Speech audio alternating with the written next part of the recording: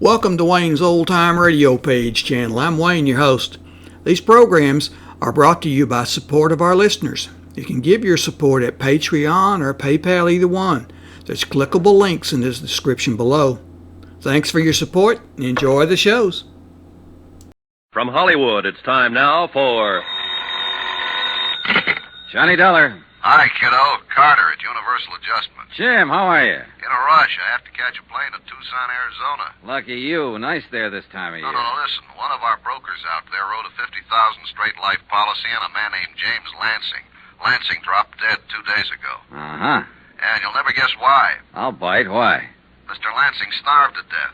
What? With a 50,000... Honest. He died of malnutrition. Got the coroner's report from Tucson right in my hand. Well, if a man could buy a $50,000 policy, he ought to be able to buy himself a square meal. Yeah. Johnny, Flight 203 leaves at 10:45. You interested? See you at the airport, Jim.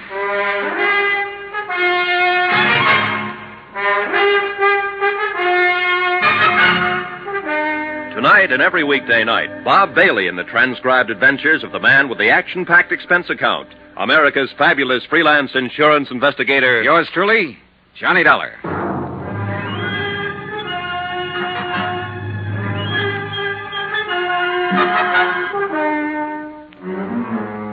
Expense account, submitted by Special Investigator Johnny Dollar to the Universal Adjustment Bureau, Home Office, Hartford, Connecticut. The following is an accounting of expenditures during my investigation of the Lansing fraud. Expense account item 1, $178.13. Cost of plane ticket, Hartford to Tucson. I shaved, showered, packed, and got out to the airport in time to have breakfast there. Jim Carter found me at the cashier's cage. Hey, kiddo, you won't need a coat out there in that desert country. As usual, Jim Carter was bigger than I thought. A man who stands 6'5" always is. A little ruddier, a little more blustery, but as efficient as ever. I wrote a special delivery airmail to the Insurance Commission in Arizona this morning and explained that worldwide, they wrote the policy, we're holding up payment pending investigation. Well, you could have told them that in person. We'll be out there as soon as the letter. Well, I like to be formal on these things, especially with the state commission. Besides, I just as soon let them think we'll get around to a routine investigation later in a week or two. In other words, you didn't tell anybody we're coming. No, I didn't. Maybe we can work it better this way. The faster we move in and find out what's what and aren't bothered by anybody, the better off we'll be. Hey, give me your ticket, will you, Jim? Yeah, sure. Here you are, pal. Thank you, sir. Yeah. Johnny, that commission is going to get formal sooner or later and ask a lot of questions. Mainly, why doesn't Worldwide honor the claim and pay off the beneficiary? So we'll have to skedaddle and get ourselves some good answers for him. Yeah, sir. Hey. You may board the plane. Yeah, thanks, pal. Has anybody asked that question yet? Well, the beneficiary, sure. James Lansing's sister, named Arlene Kennedy. She called the broker, and he referred her to Claims Division at Worldwide, and she called them long distance, and then they called me. I told her to put her off for a while, telling her it was just routine. I see. Is she going to be tough? Man, she could be, Johnny. I understand she has money of her own, and she has some influence in and around Tucson. Oh, a lot of money? Yeah, and trust. She's very comfortably fixed. Yeah, watch yourself, kiddo. Yes, Mrs. Kennedy's pretty upset by the whole business. Can't blame her for that. James Lansing died on the street with no identification on him. By the time police found out who he was, a routine PM had already been performed to determine cause. You know, the county was going to bury this guy. With $50,000 worth of insurance? Yeah, imagine that. Oh, excuse me, lady. The post-mortem never had happened unless Lansing dropped dead on a public street. Yeah, I see what you mean. Well, I requested the coroner's office in Tucson to hold the body until we can get something done. Better fix your seatbelt, Jim. Oh, yeah. First thing that occurred to me when I saw the PM findings was that it might not be James Lansing at all. Chronic heart condition, lung history, debility. Doesn't sound like anybody worldwide would insure. Lansing took a physical before the policy was issued, didn't he? Of course he did. See, have you got any material on his insurance examination? Sure. Right here. Standard form. James Lansing was 100% okay when the policy was issued a couple of years ago. Malnutrition, lung history, chronic heart. Hey, how could he get in that bad shape in 2 years? That's a pretty good question, Johnny. I bet the answer is going to be great. Yeah. What's the examining physician's name? Let me see. Oh, here it is. Dr. Carl Mayhood, Suite 932, Valley National Building, Tucson. He's our first job, Johnny. Hey, cute stewardess. Yeah. Well, back to business, kiddo. It was a long trip, and I spent most of it going over the material in Jim Carter's briefcase. By the time we circled Tucson Airport at 4:45 in the afternoon, I had the facts pretty well in mind.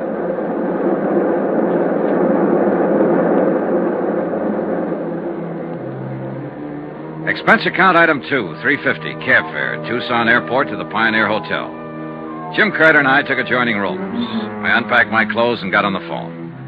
A Sergeant Younger, Tucson Police, had made the DOA report on James Lansing. Yes, he was in. Yes, he'd be glad to talk to me. I left Jim Carter contacting the State Medical Board. Glad to meet you, Mr. Dollar. How do you like Tucson? Well, I've been here 2 hours, Sergeant. Weather's certainly nice. About like this all through the winter months. It's a little warm in the summer, though. Yes, sir. Now this Lansing matter. Yeah. There isn't really much to tell you, Mr. Dollar.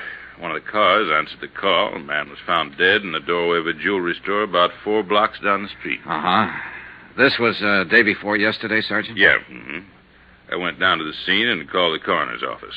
No identification on him, so we started to check him out. Took us a little while. By the time we got a make on him, the coroner had already performed an autopsy. Yeah, I understood that was about the way it was. Say, tell me, how did you identify him as Lansing? One of his prints matched up on our cards here. Lansing was booked on a traffic beef a year ago. Otherwise, we'd still be trying to make him. You're sure it's Lansing over in the morgue? Yeah, we're sure. His sister came down, identified him. Name of Kennedy. Yes. Well, what did Mrs. Kennedy have to say about the cause of death? Nothing. That malnutrition bit didn't do a thing for her, huh? Not a thing, no, sir. We all thought Lansing was some sort of a transient. You know, just some old bum until we identified him. Uh-huh. Any witnesses see him die? No, haven't found any. According to the coroner, he'd been dead an hour or so before anybody noticed him at all. Happened early in the morning. I see. Say, did Lansing have any other business down here, other than that traffic violation? Nope. All right. Who do I have to see to get into the morgue? Well, I'll phone the coroner for you. Won't be any trouble there. You want to go over now? No, later on, maybe. Dollar. Yeah? Death was from natural causes. There's no doubt about that. Yeah. Then no matter how much you investigate, you people are going to have to pay off. Well, aren't you? Maybe. We just have to be sure of one thing. What's that? That we insured the right man.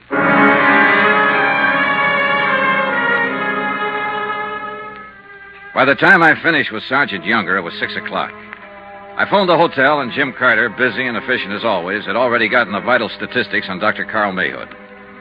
Northwestern University Medical School, 1940. Army Medical Corps, 1941 to 45. Dr. Mayhood's license to practice medicine in Arizona was issued in June of 1946. Married, 2 children, income and practice, according to Carter, was average. In person, Dr. Mayhood was a tall, blond man in his late 30s. He looked like he needed a week's rest and a few laughs. Day and night. You have an alarm clock around the house, Mrs. Garland? Well, use that. Yes.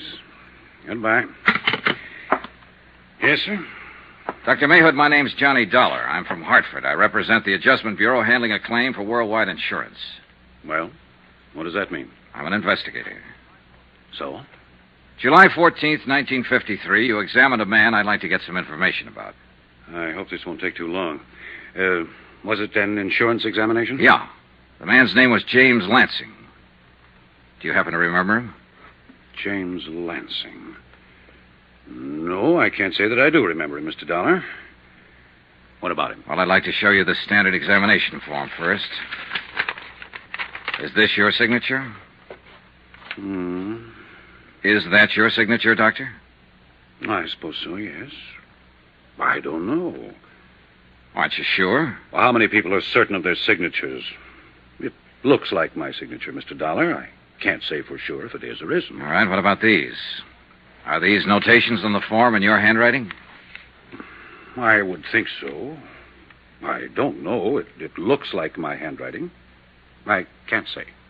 According to this form, you gave Mr. Lansing a complete physical and pronounced him sound. That's my job as a doctor on these insurance examinations. Anything unusual about that? Mr. Lansing died 2 days ago, Doctor. There's nothing unusual about that either. Did they send you all the way from Hartford so I could tell you to go back there and buy a book on heart disease? You can get them anywhere in the country. The simplest kind. Not even a doctor's book. Read it. Know it. And don't take up my valuable time. Now, let me have that. Sure. This patient Lansing was 41 years old. If he had no heart condition when I examined him 2 years ago, and obviously he didn't, according to my findings, it's entirely reasonable to assume that he could have developed heart trouble in a very short while, even the day after I examined him. You people gauge those things in your premiums. Why do you bother me? Are you finished? Huh? I take it you've had yourself a tough day, Doctor, and you don't want to be bothered with anybody. Now, look, I'm not here to bother you. Just from what's on this sheet and what's happened, you're in enough trouble to get yourself involved in a police investigation. I'm here to try to avoid all that, for you as well as me. And please don't lecture me on heart trouble, incidentally. We know the statistics by age, race, color, climate, state, religion, occupation, geographical area, and sex. It so happens we don't have to go into that, Doctor. James Lansing died of malnutrition. I said Lansing died of malnutrition. I'll be doggone. Coroner's report. Look for yourself. Well, he should know. Now, was it possible for you to overlook that condition at the time you examined Lansing? If he'd been suffering from malnutrition in any degree, I would have discovered it and noted it. According to the coroner's findings, James Lansing had been ill several years. The lung and heart condition existed at least 10 years. Can you explain how you were able to pronounce him physically fit, Doctor? No, I can't. Well, how about this, the angina condition? I could have missed that, but it's unlikely with the degree of aggravation noted here on the coroner's report. Have you had much experience reading chest x-rays, Doctor? Of course. The lesions reported by the coroner. If there'd been any lesions on Lansing's chest, I would have reported them. I can't explain that either. Well, now you understand why I'm here. Certainly. I wish I could help you. You can. Just let me see your file copy of the examination and the x-ray you took at that time. I'll have my nurse look them up. I don't keep files over a year old up here. We have a place down in the basement. Okay. I'll have them for you tomorrow. What time tomorrow? As soon as possible. Like to have them first thing, Doctor. You're kind of on me, aren't you? That's right, Doctor. I'm kind of on you.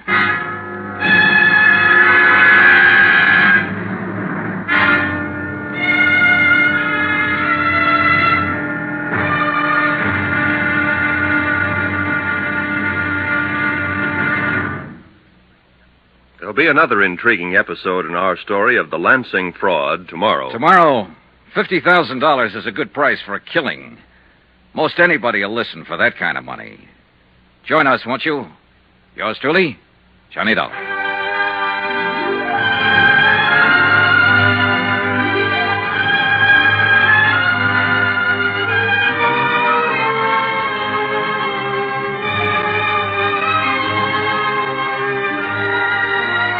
Yours truly, Johnny Dollar, starring Bob Bailey, is transcribed in Hollywood. Written by John Dawson, it is produced and directed by Jack Johnstone. Be sure and join us tomorrow night, same time and station, for the next exciting episode of Yours truly, Johnny Dollar. Roy Rowan speaking.